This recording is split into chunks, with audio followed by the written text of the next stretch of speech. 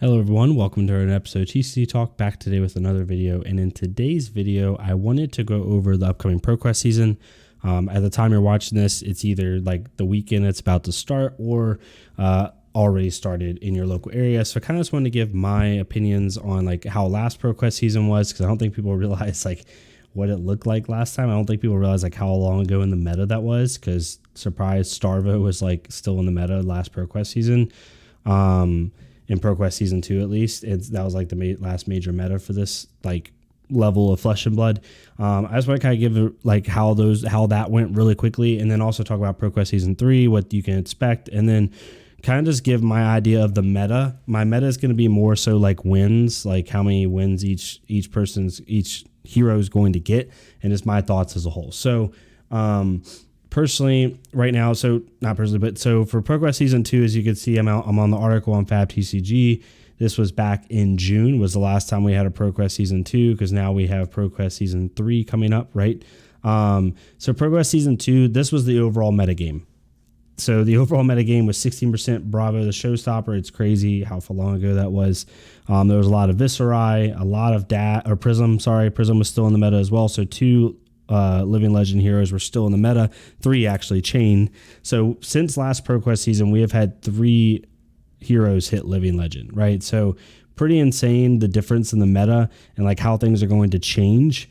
And just overall pretty nuts, right? So the top 8 metagame was obviously dominated by Showstopper. Viscerai was a big one. Prism was a big one, top 8 as well. Oldheim had its share, or not Oldheim, but Lexi had its share of top 8s. Rhinar, that was kind of what it was. And then the winning metagame obviously was dominated by Showstopper. And then Prism and Viscerai kind of rounded off the winning metagame. So you can kind of see like how things have changed. It's pretty nuts how things have changed, right? Like we didn't have Fi in the meta. We didn't have Dromai in the meta. We don't have Arachne. We didn't have like the new age, even Katsu, some of the younger ones. We have like a newly finely tuned Kano. Icelander wasn't in it. Like it's totally different, right? So it's really funny to see like how much the game has progressed since last ProQuest season. And then kind of giving you an idea, like Starvo had 112 wins, Chain had 78, and Prism had 57. So if you take away those top 3 like Living Legend heroes, the next highest is Briar with 32 wins, and then after that, the next highest is Lexi with 9 wins. So out of the 323 ProQuest events, according to this article, that were last year, literally what? I mean, I don't do math in public, right? Like 180, basically like 230, roughly 230 to 240 of those wins, I'm not going to do the exact number out of my head, out of 320 were from 3 of the heroes that are out in Living Legend. So it can kind of give you an idea of like how crazy this meta has changed and how insane like this one's going to be different. I definitely think this meta is going to be a lot healthier. And we'll talk about that here in a second and kind of go through what my thoughts are as far as what's going to place. And then it'll be really fun to see, you know, at the end of ProQuest, if I was totally off, if I was on, whatever, right? This is just for fun, but also to kind of give you an idea. So ProQuest Season 3 was announced in November, taking place starting January 14th. So at the time of this recording, it's 4 days from now. I didn't record this on January 10th. Still Pro Tour 3 has not been announced, but here's what you can see for top 8 prizes. You have the Soraya, I can never say that name right. The Marvel for Illusionist as the sleeves. Obviously, Legendary Cold Foil for the winners. 24 resource point metal coins, right? So first place gets invite to Pro Tour 3 and 1 random cold foil, gold cold foil. Top 8 gets 1 set of Dragon Shield sleeves from the limited edition series. And then just participating, you get a resource metal point, which these things are amazing. I don't have it on me right now. But I think it's from the Fab, the coin company that I've used before, and I'll put them up on my channel here in a little bit. But over 300 ProQuest events are going to take place. So how I wanted to like talk about this was just sheer wins. Like I thought it'd be kind of fun. So obviously the 3 Living Legend heroes just dominated in the win category. So not counting them, what you consider like a really good hero, which was Briar, had 32 wins. So the way I've done it for this tier list, right? Tier list is number of wins. So I think like a top hero that just dominates the meta or does better than you think will get 50 plus wins. Personally, I don't know if a hero is going to get to 50 plus wins. Honestly, we're doing this on the fly. I'm mentioning at 30 plus wins. So 30 plus wins, I think, is like the feasible like top hero win counts. It might be more than that, but let's just say 30 is kind of like the standard that Breyer set last meta, and go from there. So, we'll talk about the no wins category first. Like, what heroes do I think aren't going to get a win this season? And that's really hard because I think every hero, because ProQuests are so different, and it's not like talking down on the ProQuest level. It's just some ProQuests are like 40, 50 plus people, like insane amount of competitors. And then some ProQuests might get 16 people. And it's just a lot easier for maybe like an underdog hero to squeak through, right? So looking at ProQuest Season 2, every single hero got a win except Azalea, right? Like even Kano got a win. Levia got 2 wins. Like Azalea was the only one who did not get a win. So who do I think is not going to get a win in this ProQuest season is very difficult. If I had to give an opinion, I think Arachne is not going to get a win, and I play Arachne, which is really sad to say out loud. I don't think it's going to get a win for 2 reasons. One, it is a B tier hero right now. Like at its best right now, I think like if you were saying this is S, A, B, C, D tier, I think at its best, Arachne is like a high B hero. I did think low A, but I'm starting to think like high BT hero in the hands of a really good pilot.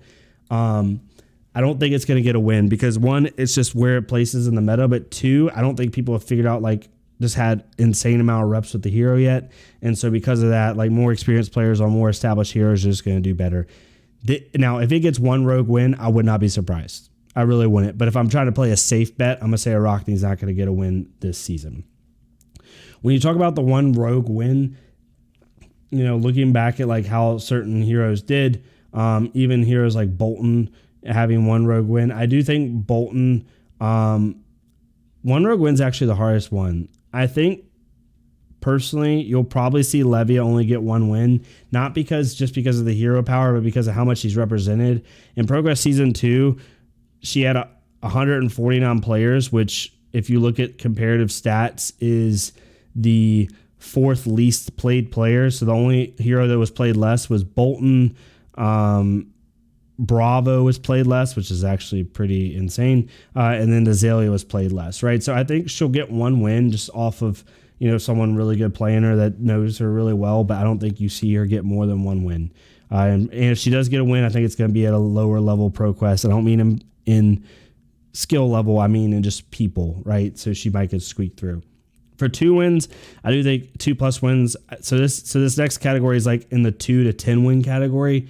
I do think like you're going to see a large group of heroes obviously place this. I think Azalea is going to get over 2 wins. She's gotten a lot better. She's gotten definitely playable if anything. I think you could play her a lot easier now and get wins with her. I think Bolton will be in the 2 to 10 win category. I think you'll see him steal like 3 to 4 wins personally. I think Lexi will be in the 2 to 10 win category. I think Reinar will be in the 2 to 10 win category. And I think Viscerai will be in the 2 to 10 win category. Like that's like the gist of who I think will have it. And then maybe Bravo. See, this is hard because there's a lot of like the heroes that might get like on the low end 7 to 8 wins, like 5 to 10 wins, but on the high end 10 to 15 wins. So like kind of like in between these two are like Viscerai and Bravo and Reinar. I think these 3 heroes all could get over 10 wins, but that's if like they're just more overrepresented than you would think.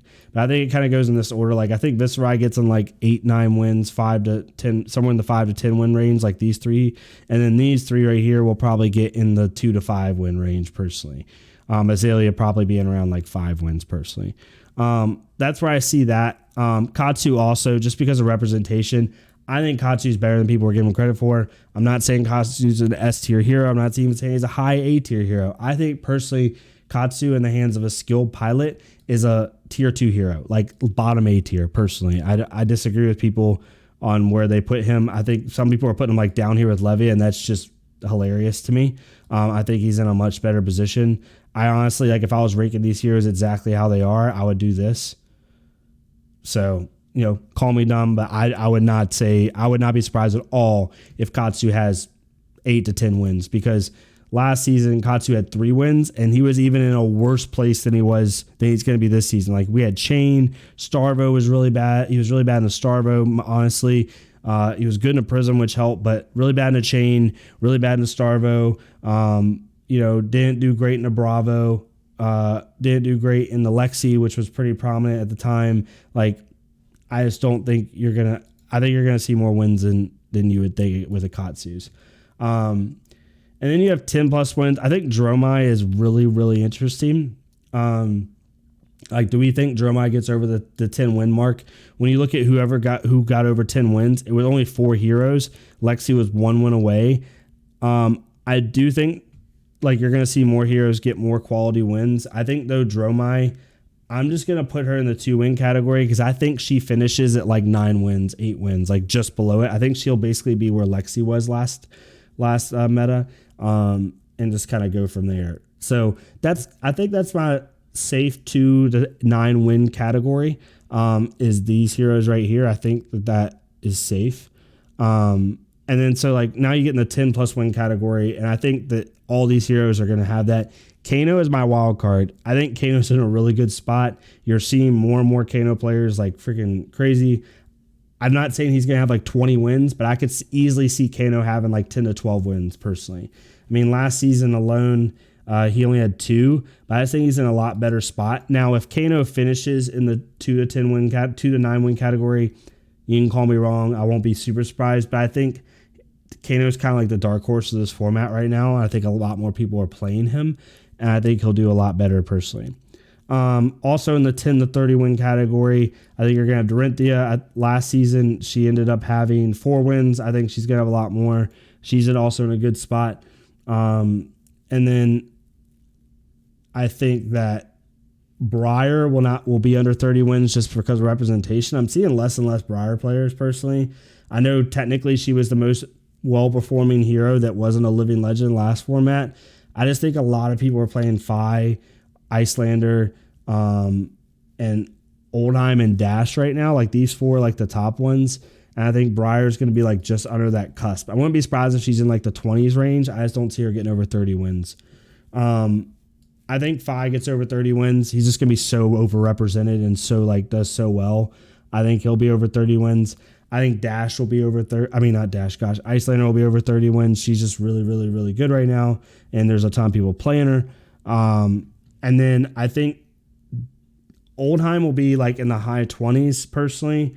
We'll see how he does. And then Dash is the wild card for me. I don't know how much representation is in Dash. I know a lot of people are saying arguably in a not knowing the meta, just the power levels as a whole. Some people are putting her as the best deck in the format, by itself, not counting what the meta is. And I do agree with that. So I'm going to put her in the 30 plus wins category. I truly think this ProQuest season is going to be one of the most well-balanced ProQuest seasons you see.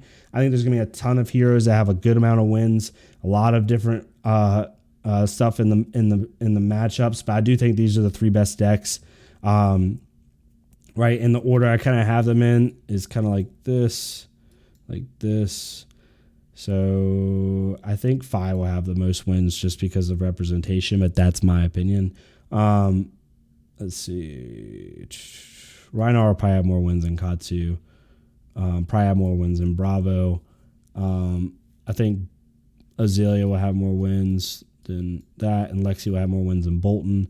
This is what I see. So I see Levia getting 1 rogue win. She might get more. I wouldn't be surprised, but that's where I have her. Rockney, I don't see getting a win. I think he'll be the only hero, or not he, sorry, is not gender specific. They will be the only hero that doesn't get a win just because of representation and skill level. But they might get one. This is my 2 to 9 win category, and this is my 10 plus win category, and then you have your 30 plus win category.